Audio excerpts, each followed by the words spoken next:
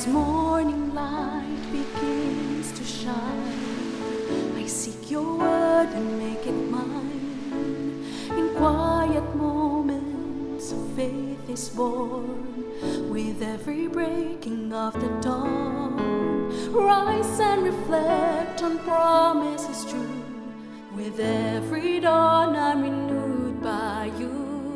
Guided by grace, strengthened by love, your light leads me from above. Your word, my hope, my guiding way. In you I find strength each day. Through trials and fears I trust and rest. In your wisdom I am blessed. Rise and reflect on promises true. With every dawn I'm renewed by you. Guided by grace, strengthened by love, your light leads me from above.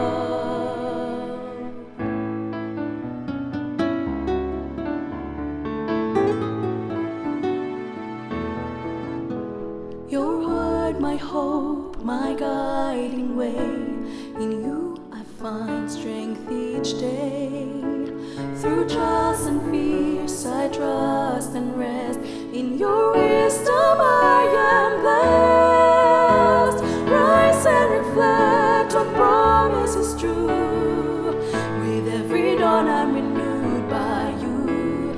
Guided by grace, strengthened by love, your light leads me from above.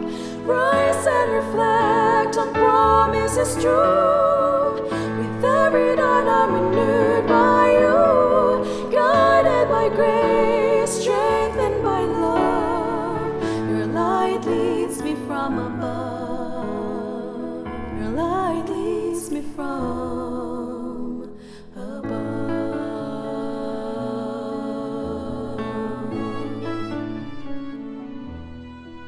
Isang bagong umaga muli kaibigan, ako po ay natutuwa na makasama kayong muli ngayong araw at ang dahilan kung bakit tayo narito sapagkat ang pag-ibig at awa ng Panginoon ay walang katapusan.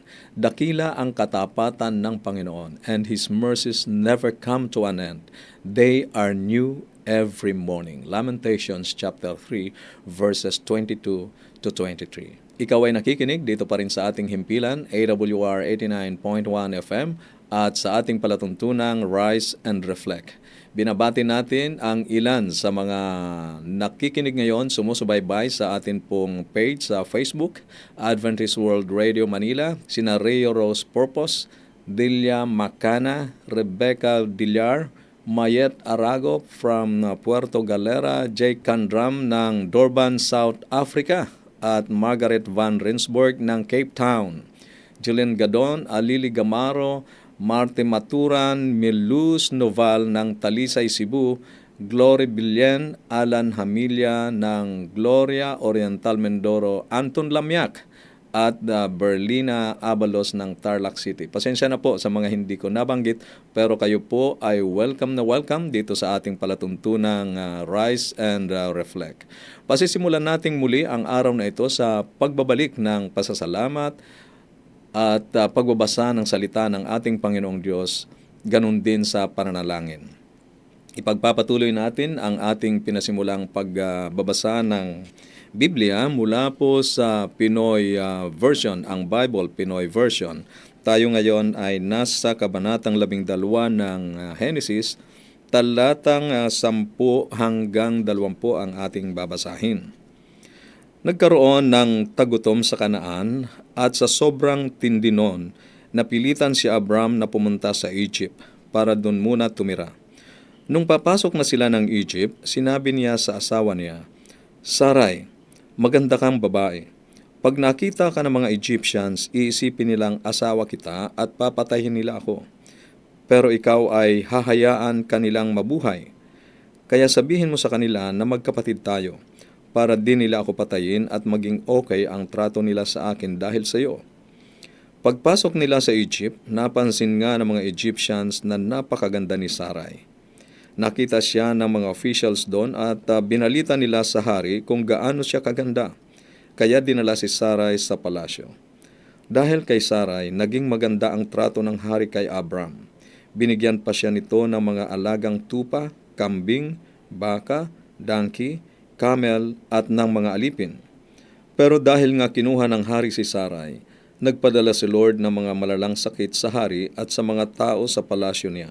Kaya pinatawag ng hari si Abram at tinanong, "Bakit mo ginawa sa akin ito? Bakit di mo sinabi na asawa mo siya? Sabi mo magkapatid kayo, kaya kinuha ko siya para maging asawa ko. Ito na ang asawa mo, kunin mo na siya at umalis na kayo." Inutos ng hari sa kanyang mga tauhan na paalisin na si Abram kasama ang asawa niya at lahat ng ari-arian niya. Kaibigan, sa ancient world, their history was recorded in glowing positive terms.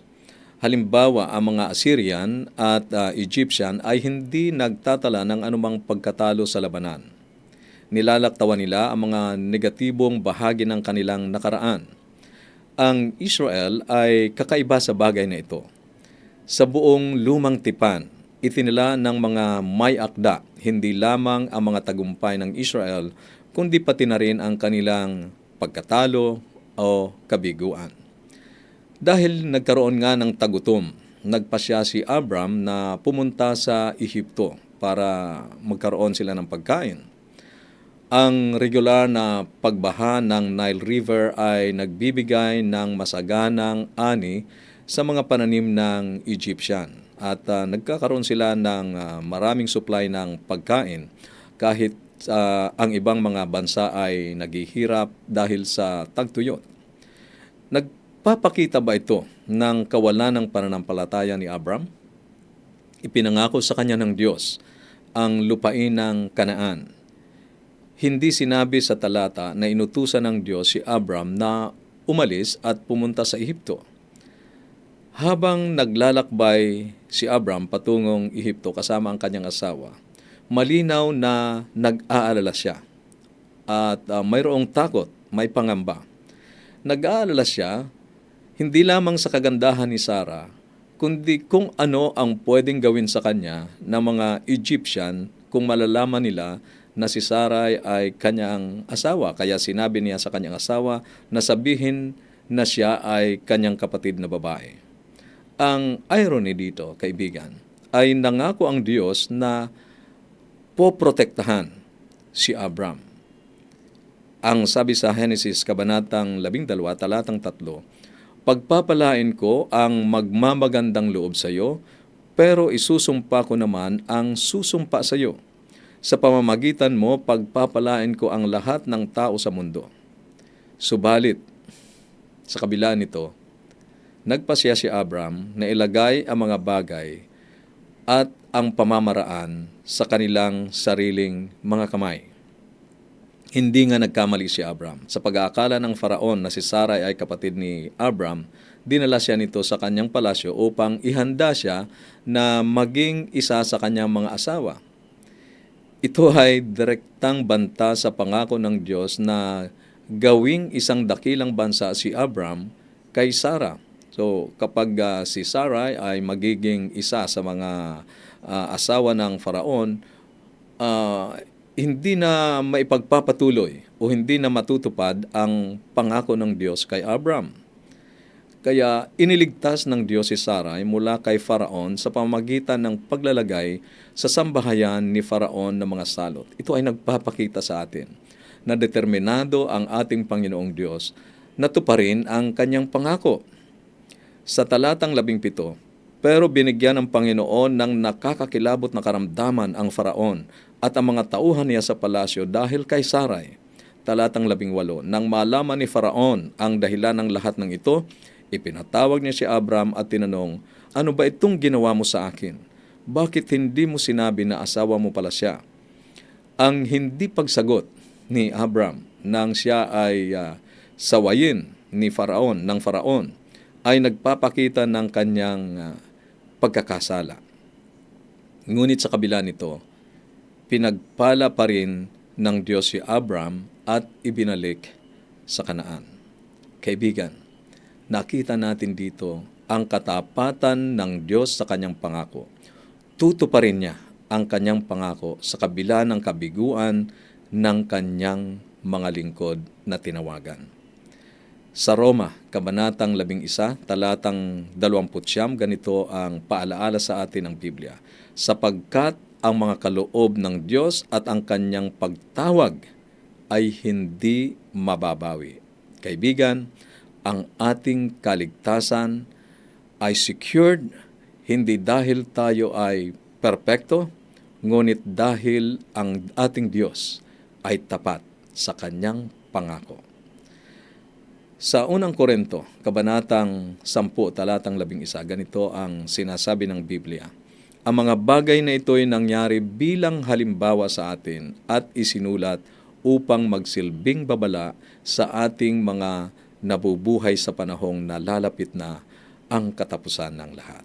Kaibigan, napakabuti ng ating Panginoong Diyos sapagkat ang kanyang pangako ay kanyang tutuparin sa kabila ng ating mga paghadlang at mga pamamaraan. Kaibigan, natukso ka na rin bang manipulahin ang mga pangyayari upang makakuha ng gusto nating resulta? Paano sinasabi sa iyo ng kwento ni Abram ngayon ang ating pangangailangan na magtiwala ng lubusan sa ating Panginoong Diyos? Para po sa iyong reflection, maaari kang mag-comment sa ating comment section at ang mga nakikinig naman po sa ating radyo ay pwedeng mag-text sa 0917-1742-777. 0917-1742-777 at sa 0918-9447-891.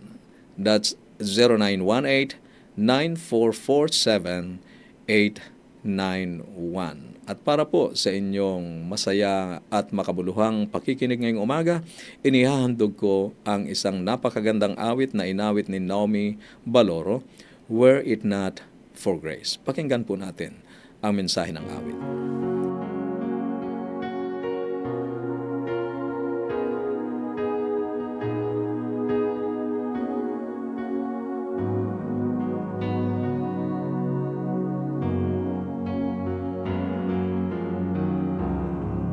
Time measured out my days. Life carried me along. In my soul I yearn to follow God, but knew I'd never be so strong. I look hard at this world to learn how heaven could be gained. Just went where I began, where human effort is all in vain. Were it not for grace, I can't tell you where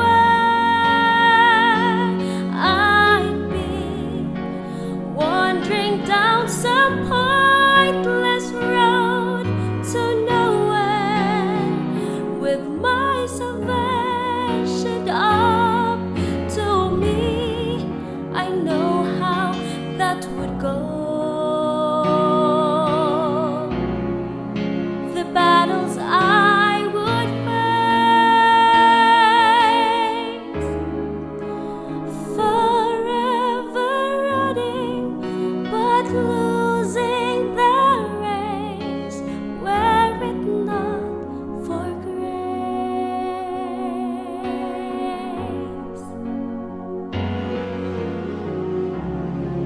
So here is all my praise, expressed with all my heart, offered to the friend who took my place and ran a course I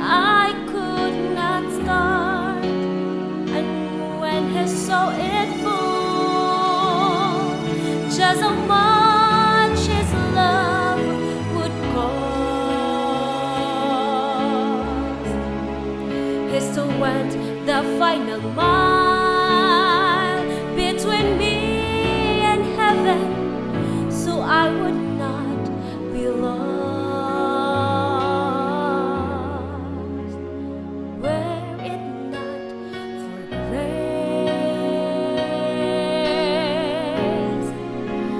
I can't tell you where I'd be, wandering down some pointless road to nowhere, with my salvation up to me. I know how that would go. The battles I would face, forever running but losing the race, were it not for grace.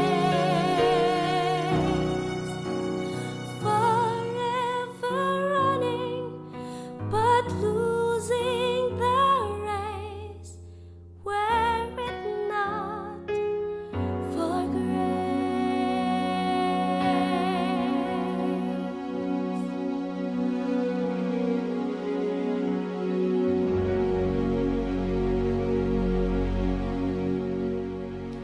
Maraming salamat, Sister Naomi, sa napakagandang mensahe ng awit na iyong inihandog sa ating Panginoon at sa ating mga tagapakinig ngayong umaga. At inaanyayahan ko po ang bawat isa na sumama sa akin sa atin pong paglapit sa Panginoon sa pamamagitan ng pananalangin. Tayo'y manalangin. Panginoon naming Diyos, mapagpalang Ama, Ikaw ay dakila sa lahat. Maaring naniniwala kami na kaya mo at handa mo kaming ingatan. Ngunit kadalasan ang aming mga pagpili ay nagpapakita na inilalagay namin ang aming seguridad at pag-asa sa aming mga sariling pagsisikap at mga kaparaanan.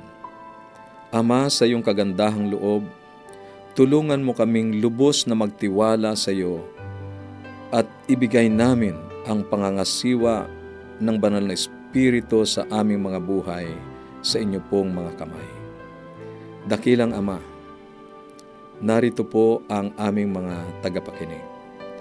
Ang ilan po ay mayroong mga mahal sa buhay na nakaratay sa banig ng karamdaman.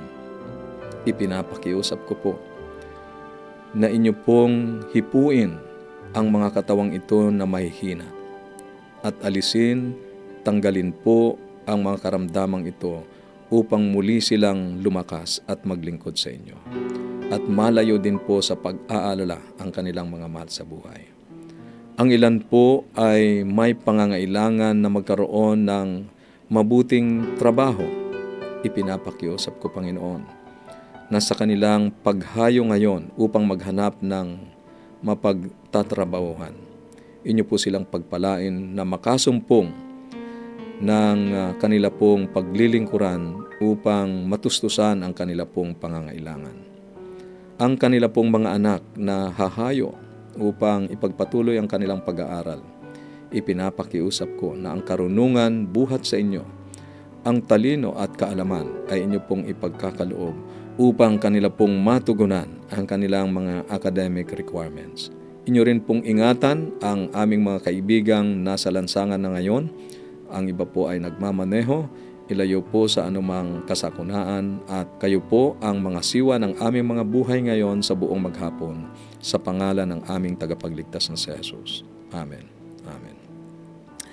Maraming salamat muli, kaibigan, sa iyong pagsubaybay dito sa ating palatuntunan at muli ay iniaalok namin ang isang napakagandang Bible Study Guide para po sa pagpapatuloy ng iyong pag-aaral sa banal na salita ng ating Panginoong Diyos sa inyo pong mga sariling tahanan. Ang gagawin nyo lamang ay ipapadala ang inyong kompletong pangalan at address sa atin pong comment section. Pwede nyo pong ilagay dyan, pero isama nyo po ang contact numbers para mas madali pong maihatid sa inyo ng mga delivery riders. Ano po. At sa atin naman pong nakikinig sa radyo, ang atin pong numero ay 0917-1742-777.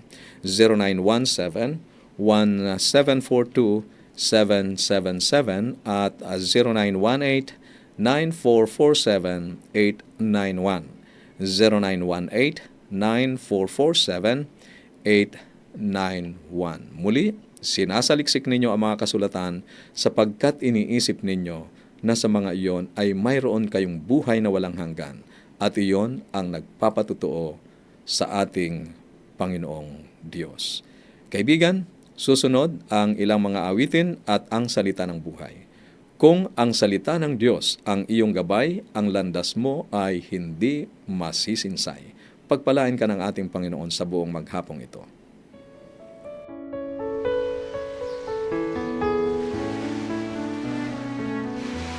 As morning light begins to shine, I seek your word and make it mine. In quiet moments, faith is born. With every breaking of the dawn, rise and reflect on promises true. With every dawn, I'm renewed by you. Guided by grace, strengthened by love, your light leads me from above. Your word, my hope, my guiding way. In you I find strength each day. Through trials and fears I trust and rest. In your wisdom I am blessed. Rise and reflect on promises true. With every dawn I'm renewed by you. Guided by grace, strengthened by love, your light leads me from above.